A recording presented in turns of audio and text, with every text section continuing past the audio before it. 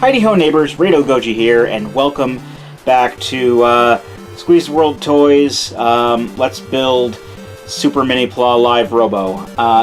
When we last left off, we built Jet Falcon here, and it took me the better part of an hour and a half, so I'm hoping that I don't have to stop this in the middle of everything to, you know, offload any video footage onto my computer so I can continue, because I don't have an SD card in there. So today we're going to be continuing on the second Live Robo component, which is Land Lion, used by Yellow Lion. And let's see if I can find some more things to say while we're doing so. I did see in between videos here that they do have the standard perforation along the bottom, so you can take the box apart that way, but there really isn't much of a point in this particular case, because, oh, there's perforation on the top too. It's not like these are perforated though, so I don't even get the point. Well, I guess these are kind of glued together like that. I'll do it on the next one. There's the instructions. No combination instructions. I guess those were specifically with the Jet Falcon because this was sold as a set. More candy. Okay, good. Most instructions are kind of folded, but that's okay. Looks a little less complicated than I thought it would be. You know, less runners, looks like. So let's start making cuts in the plastic here so we can get stuff out. First off, the actual sprues, of which I've got 3 big yellow sprues in here. I mean, it is a yellow-colored mech, but still. Got some silver and some black as well. And this one, we have what looks like a chest plate of sorts. It already has a little bit of red detailing put on there, so put that off to the side. And the third pocket has the lion head in there, or at least the top part of the lion head. It's got the eyes, nose, and mane already painted on there, so that's, again, less stickers I'm going to have to deal with that. In fact, it doesn't look like we have a lot of stickers at all. It's like, our sticker sheet is minuscule. I like that. I'll take that any day of the week. Alright, so let's see. Let's number these, separate these by numbers, or letters. They're all numbered with 2, but this is set 2. Oh, there's even some other main parts that are already painted. Thanks, Bandai. Only 5 sprues this time around, but it's mostly yellow.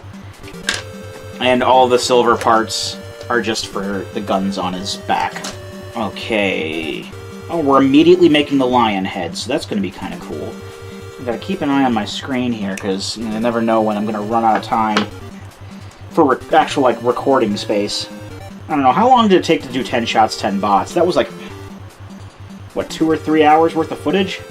And by the time we were done with that, there was like 20 minutes left of space left, so hopefully we should be good for this. I didn't have an intro, really, for this, so that's gonna save us a bit of time there.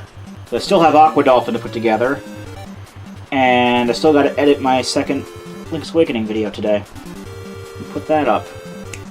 And it's a Sunday, so while I do have the day off today from work, I do have to make sure I get to bed at a decent time so that I can be up at 6:30, as I normally do on Mondays. Again, sorry most of this is not showing up well on camera. It's just not the easiest thing to do when you're working with both hands like this. Also, as much as I said that, I remember mentioning before that back in my more weeaboo days, I liked Super Sentai more because it, one of the reasons I kept saying was because it was more mature, because it didn't have teenagers in it. Well, Liveman was made up of high school seniors, so at least I think they were high school seniors. They're all high school students.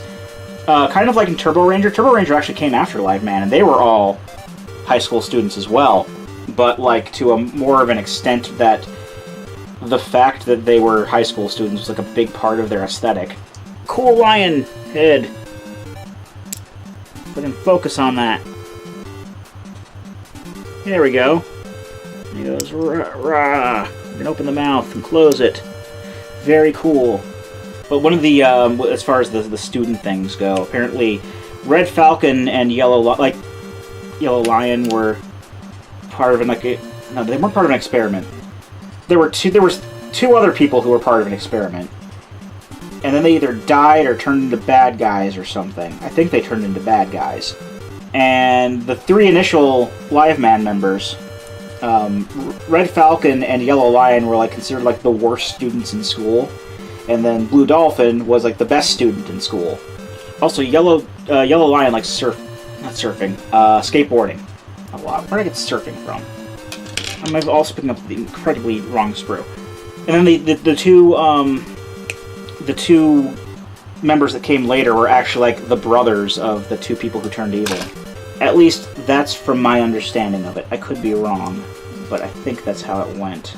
I do know that there was death involved because it's a Japanese show and they don't shy away from death all the time like we do over here. They do tend to shy away from relationships nowadays, though. There are a lot of will they, won't they situations that I've seen, but like almost no one is, unless they were previously shown to have like, you know, significant others to begin with.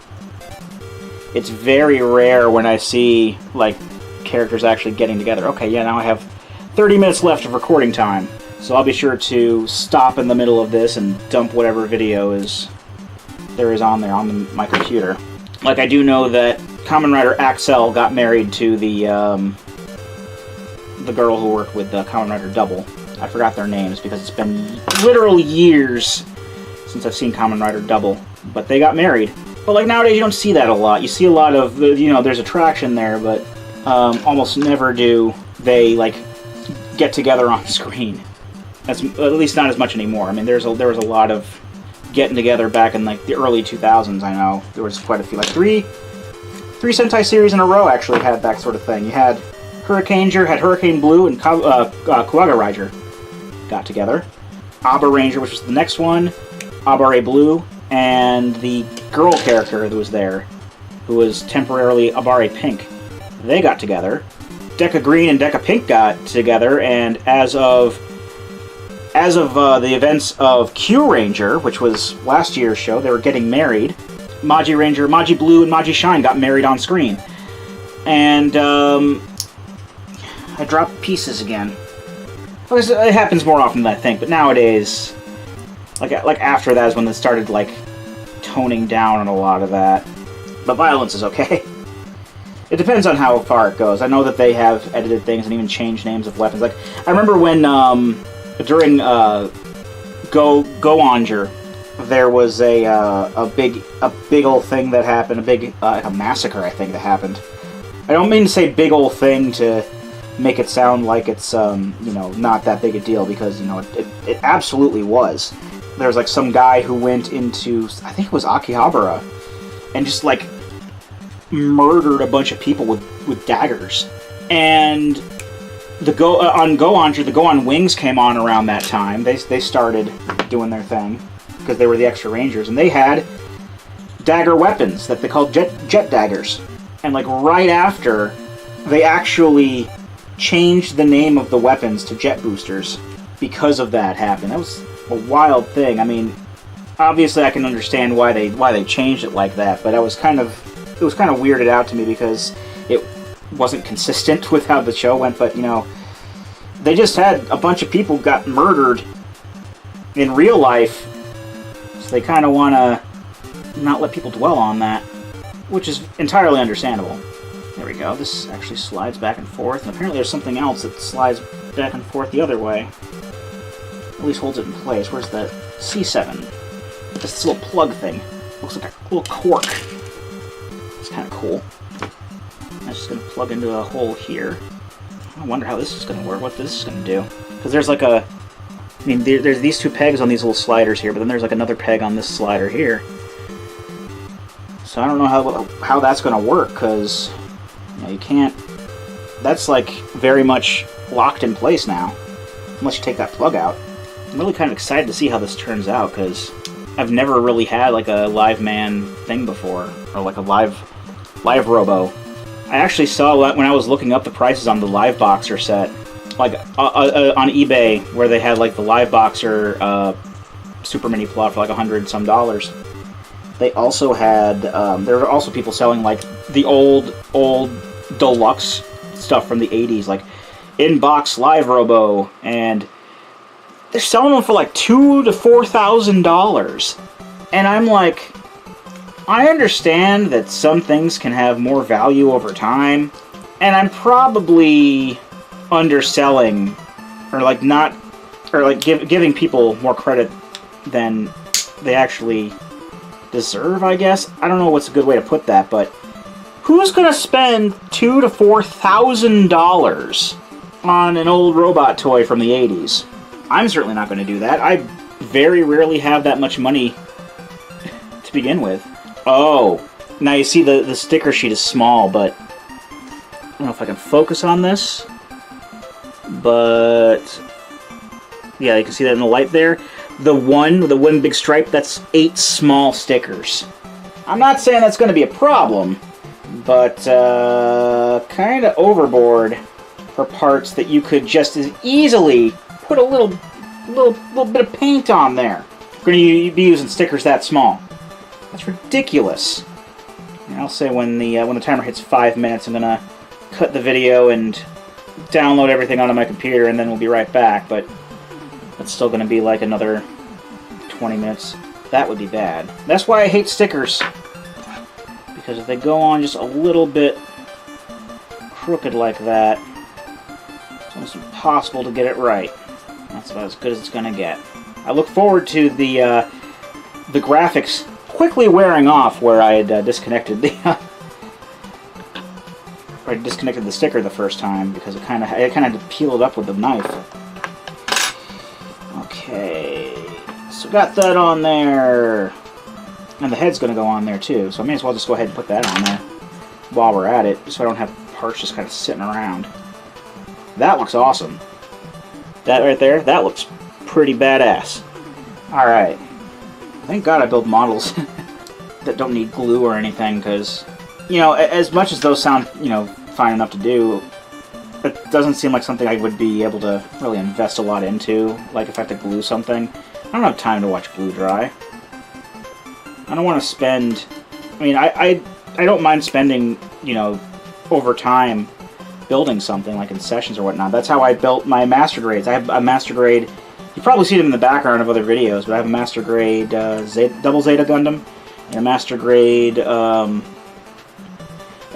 stray blue frame second G, I think, or second L revise. I think, I don't remember exactly which one it was. It was one of the frames with the giant broadsword Gatling gun combo backpack thing that is the main reason I love that mobile suit so much.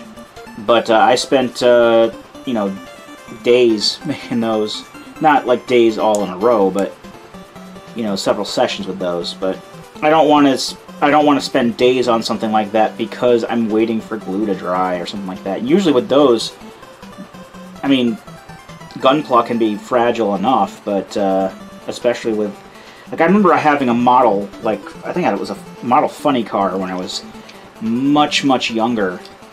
It was like a NASCAR or funny car, something like that. We picked up at a hobby shop when I was living in Minnesota, and like, my dad built it for me, but I really couldn't play with it much because it's a model, not a toy. And I presume it got thrown away at some point because, you know, probably broke. Just like falling off a thing or something, falling off the dresser. I think I was keeping it on the dresser because that's where I kept most of my stuff like that. That's where I still keep a lot of stuff like that. I just took like a random part off a sprue that I don't need yet, and it wasn't even close to the description of, because we're working on the back legs now.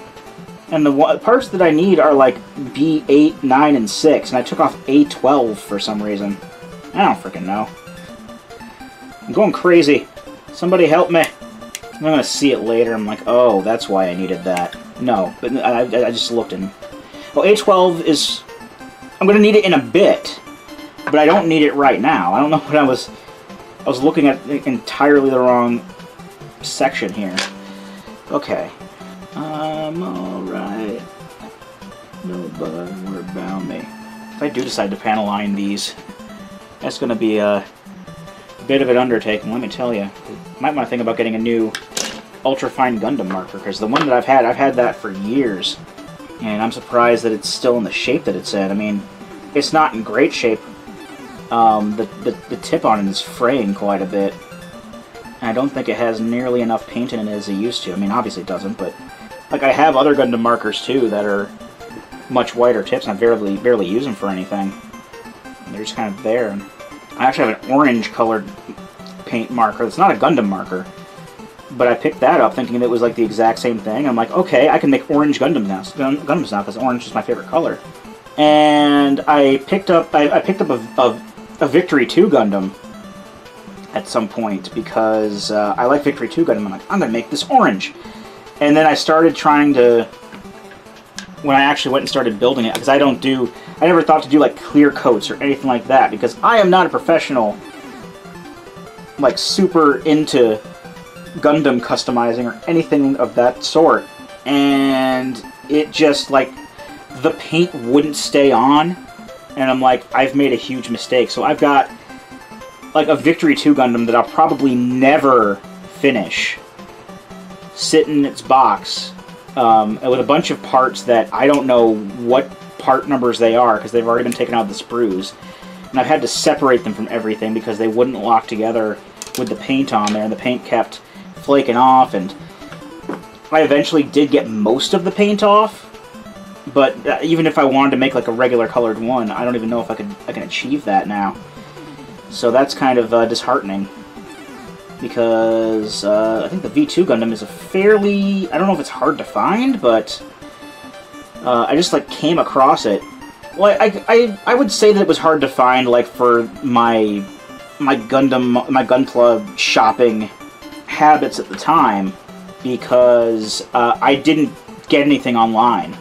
I still don't get a lot of stuff online, but I was going to, like, you know, hobby shops and whatnot, and while they would have some things here and there that I was interested in, it was mostly, like, all of the new stuff that I didn't care about, like Gundam Age, and, like, I think if I looked now, like, everything would be, like, Iron-Blooded Orphans, and I don't know anything about Iron-Blooded Orphans, I just know it exists.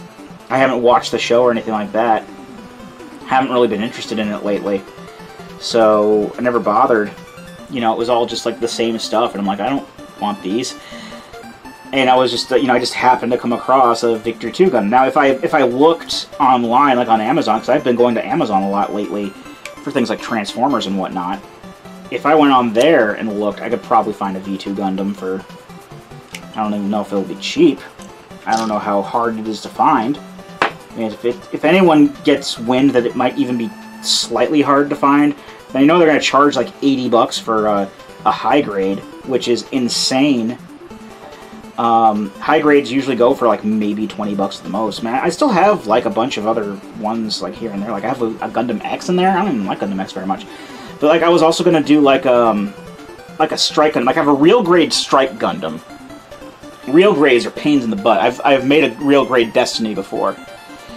And it's basically like a master grade, but in a high grade scale. So like high grade is 1/144 scale, so they're pretty small. And they're usually a little bit simple. That's most of the models I have are high grades. High grades are the more fun. That and SDs, but SDs are like in a different class all their own. Master grades are 1/100 scale, but they're a lot more detailed, and they have a lot more, you know, bits to them as a result. Real grades are 1/144 scale as well, but they have about as much detail and work that goes into them as a master grade does, and with that sort of build, it can get really annoying. And I got a real grade Strike Gundam because I wanted to, again, paint it orange. And also, I got the Sky Grasper. Was it Sky Grasper? They also came with, like, the sword and the buster parts for the Strike, because I was going to put, like, some of the sword and buster parts on there. Or at least, like, the shoulder and arm parts, while keeping the Ale Strike pack on the back. And have that, like, be like a custom, like, kit bash thing that I would have liked to have. But I still got a lot of those sitting in the box. The Strike was partially built a little bit, but real grades are such a pain in the butt. This is a pain in the butt getting on here. Alright, I am less than 10 minutes at this point, and I'm getting really paranoid, so I'm going to go ahead and just jump cut real quick and be right back. Okay, we're back, and I've purged all of the footage off of my camera. It actually took a while, too, and in the meantime I was able to edit and upload the next part of the randomizer LP, so good on me for getting that done. So I'm just basically trying to make sure I am where I left off. I'm here, and this piece right here is incredibly tight. Like, I don't know if that's even going to be able to move, because I can't get it to move very well. Uh-oh, that might be a problem. We'll cross that bridge when we come to it. Basically putting the rest of the leg together here. This is one of the back legs, I assume, because, well, we got the front legs on there already. We also need, like, more of the body to put the back legs onto. Then again, the back legs also make the arms of the robot, so I'm fairly sure there's going to be some sort of big mechanism that everything will go onto, and it'll be hunky-dory. B4, correct? B4, yes. Alright, so I was off of this for about an hour, I would say. It took quite a bit to get everything off of there. So yeah, it has like 16 gigabytes of space built in, which apparently is good enough for about 2 hours of video on here, because, yeah, there was like only about a gig of space left, and it was saying like 10 minutes left of recording time on there. Yeah, I think this piece piece right here, this is supposed to be able to rotate. I don't know if you can really see the seam because it's all black piece. There it goes. The seam is right there. This is supposed to be able to twist on there like that, or a little bit more, because this is supposed to be an arm as well, but I can foresee that really tight joint being a problem unless there's a way you can loosen it up over time. I certainly hope so. Okay, so we're putting more shell around, it looks like. B11, and here's where A12 comes in. That was the piece that I took off just kind of nonchalantly. This is going to be so cool when it's done, though. It's all going to be worth it. It is all going to be worth it. I swear. I swear to you. That's how it's going to be. We've gotten this far, and we haven't run out of any... None of the sprues are used up yet. Then again, Jet Falcon did have a few sprues that were like, 2 or 3 parts. I'm really hoping I beat Mega Man X3 tonight, because in the meantime, my friend Jordan and I, Jordan.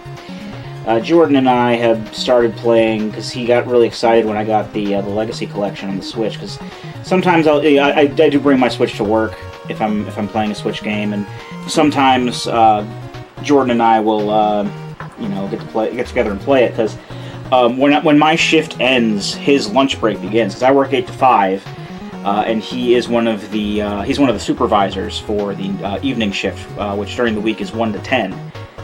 to 10 p.m. And so he starts his lunch break when my shift ends. So sometimes we'll get together, like in the break room or something, and play the Switch for like an hour before he has to go back to work. And we started playing. We're going to play through all the Mega Man X games, and I've been using something called howlongtobeat.com. It's like a website where you can like submit how long it takes you to beat games, and there's like averages and whatnot. And it also has tools on there that can help you manage your backlog, and that's one of the main things I've been doing with that, in regards to my backlog, is using that to help manage it. And it's been very, very useful. And I've also been trying to keep my time straight and all that, because I do want to. It looks like at this rate I'm going to be the first one to submit a time for the Legacy Collection. That's probably not going to be true. But, you never know. I have been playing... I want to play through all of them from start to finish. And while I have beaten, Mega Man X1 enough to know the game by the back of my hand, and I've beaten Mega Man X2 enough to know how things work, and not necessarily where every single secret is, but, I can always look all that stuff up if need be. Mega Man X3 is one that I have beaten a few times, but I haven't really committed to memory yet. And so far I've been playing the game for about 8 hours. Or the collection for about 8 hours, I should say. And at least 6 of those hours, like 5.5 to 6 of those hours, are from Mega Man X3 alone. But the point is, I want to try to beat the game as soon as possible. I'm in the Dr. Doppler / Sigma stages now. I found the passwords really don't save your progress there. I know they don't save your golden armor, which I do want to keep. But I'm also trying to get the Z-Saber. And I know I only have like one shot to do that, because if I screw that up, I don't have save states to help me this time around. So I'm so used to playing it with emulators or Virtual Console.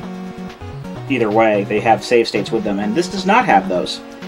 But the thing with that is, because X1 through X3 were on the Super Nintendo, they were like Super Nintendo ones, they didn't have like a save system like the other ones have. Like X4 through X6 were on the PlayStation.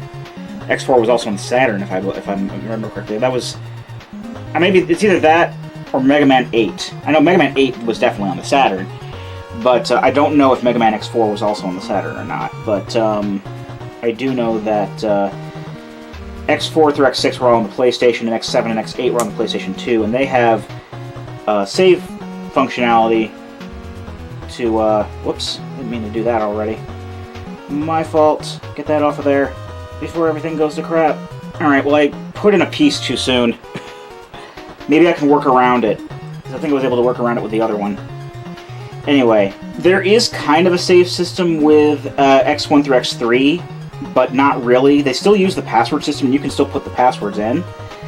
But it basically just saves one password, and if you load your game, you're loading up the password from memory, and it'll only save one at a time. And the final password for X3 does not appear to save your progress in the castle, because I had to reset it at one point, and it brought me back to the beginning, also without my gold armor, and I had to re-get the gold armor and everything. So that was fun, because even the first level of Doppler's castle is not fun. There's a lot of stuff going on at the beginning, the stuff that can instantly crush you and kill you. I don't even know where I was going with this. But yeah, I just want to, or I don't want to exit Mega Man X3, because then I will have to, just reload the password, and I'm going to have to redo all that over again. So I want to beat that tonight, so that I can get on to playing the game that I'm playing with Jordan. Tight joints can be the worst, because it could either be something that's not pushed in all the way, like on the stuff that you've already put in, or it could just as easily be something that you're misaligning and then you're wrecking the peg. That happened to me when I was doing the Shinkenger ones, because that's what happened with the dragon one, the blue Ryu Origami, the Blue Ranger one. And judging by the sprues, it looks like we're almost done with Landline here. Not too bad. And it's getting darker. Unfortunately, I don't have a better light source than this, so I do notice that as it goes from daytime to nighttime here, I do have the overhead light, but I also have light coming through the window, and it's a lot better lit in here during the day, and then when it gets to night, not so much. So I do apologize for that. I don't have any professional lighting equipment, because I'm still very much just a hobbyist with this, but at the very least, we've got a sprue done here. About to have our second one done too. A 11, which I did not nonchalantly just clip out without thinking about it. I'm wondering where it went, or wondering where I even got the notion to rock the boat, or to clip it out. You'll tip the boat over. I don't even know who sang that song. That's not usually a thing with me. Usually I know who sings songs and whatnot. That's our second sprue done. I'm wondering what it's going to be using these tiny sticker boys for. These tiny #1 stickers that are all tiny little, which at first I thought was just like the one stripe, and then I realized was like a bunch of itty-bitty little black rectangles that are going to be used for some minute detail on something. But again, they could have just as easily dabbed a little bit of black paint on there, but they didn't. Now we're getting into the gun assembly. Oh, those go along the tail. Do they go along the tail? No, they go on the guns. They seem to be simple to put together. At the very least, it's just putting a handle in between two parts. That's how a lot of Gunpla guns are assembled, in all honesty, so probably taking a page from the Gunpla manual.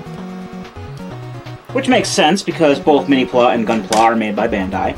It only makes sense that they would use the same sort of methods over different product ranges. Slightly different product ranges, though. I was definitely expecting more Minipla and less Gunpla as far as construction goes, but I am not against this at all. This is still a lot of fun, so here we go with the little tiny things. They actually don't look too bad. I think I can make this work. They go on there fairly well, so it's not like it's trying to fit it in a little divot or something like that and being all misaligned. Just kind of sticking them on a flat surface within a predetermined spot. So basically it's going to look like that. It's going to do it on the other side too. There are 8 rectangles altogether. This actually wasn't as bad as I thought it was going to be. So, good on that. The thing was with the repro labels, they had a lot of these sort of smaller things for some of the details, like putting them on hubcaps, like hubcap corners, and around on you know, mufflers and stuff. Like a good example here, if you may let me digress for a bit, let's take Blur. These shoulder things around the outside of these, they actually take more of forever than you might think. Especially when you have like 20 of them around a sheet. They're not really in one place, just kind of where they could put it, because the repro labels are a third-party product, and they're not like cordoned off or anything like that. They're just kind of put anywhere that they can fit them. And while the stickers themselves are of high quality, they can be a bit of a pain to lift off the sheet, especially at that size. Whereas with this, while I don't think the stickers are as of good quality as the repro labels that I got from Toy Hacks, they are at the very least easy enough to take off of the sheet. That's Sprue E all done with. More stickers time. It's sweeping time. Try not to channel too much. Mimi games. Baldi's Basics. Games I don't actually play, I just watch other people play them on the internet, because, well, they're mainly for the computer, and most of the games that people make for the computer, they make for Windows. And I run Linux, so I can't play them. Well, I mean, I probably could if I got, like Wine or something like that up and running, but even Wine, which is a Windows emulator for Linux, even Wine is prone to not work some of the time, so I just ignore it. Luckily, Steam and GOG have plenty of games that can be played on Linux. In fact, on my backlog, I have in upwards of 13 to 15, I think 13, like old DOS D&D games, like Pool of Radiance and like Curse of the Azure Bonds, Eye of the Beholder, like a lot of Forgotten Realms games that are on my list, because I bought them, like there were like 3 Forgotten Realms collections that were on sale for like $15 total, and I got like 13 games for them. Like, hell yeah, I'll go for that. I actually bought them for my brother for Christmas, and I'm like, I'm gonna get this for myself as well. I think I also got like TIE Fighter and X-Wing, and I got some other things. I probably need to add those on there. I just gotta remember if I got them on there, or got them on my list or not. Anyway, the sticker sheet's done, so I don't have to worry about tiny stickers anymore. I was very, very happy with the amount of stickers that are on this model, as in none stickers. Almost none. There were stickers, but not a lot. It looks like all that's left on sprue number D are just some alternate fists, which don't really look all that different, but looks like all that's left is just the tail part. That's pretty cool. Oh, and apparently the fists can attach to, I know the lighting's not great, but they can just attach to the side of the stand there, so I'm not going to be losing alternate fists. But I highly doubt that the guns are going to stay on Jet Falcon when it combines that are on, because I looked afterwards, and actually those will go into the legs, and I don't think that the lasers there are part of that fitting together engineering. Yes, That's a term, right? That's the official term. And if it isn't, damn well should be. Okay, that is sprue number C done and ready to pitch that. And we are nearly done with Landline. We just gotta put them all together. How do I put this on here? So, 2 halves of the tail. This goes like this. This goes like this. Boom. And we sandwich these between the legs. Like this. Is that how that goes? Yep, seems to be. I'm just gonna assume it, because there's nothing telling me otherwise. And the guns go on the holes back here, and then this all comes together like so. They're not held together very well like this, but you gotta put them together like this because that's the only way you can get the tail in between, really. Oh, that leg joint is really, really tight compared to the other one. Or maybe it's just sliding around the way this is put together. Probably that's the one. Come on, get in there. Hoo boy. Alright. First off and foremost, these need to be together a bit more. Yeah, there's no way I'm going to be able to sandwich this in there after the fact. Actually, I think I got it. I just got to get that leg in. Alright, I got it. Do I? Yes.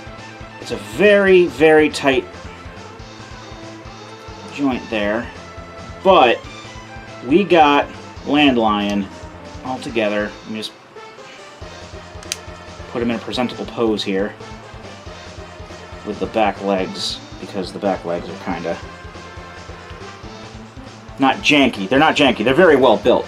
I mean, I built them, but they're well engineered enough. They're just kind of just the molding aside. With that, there we go. There's Landline.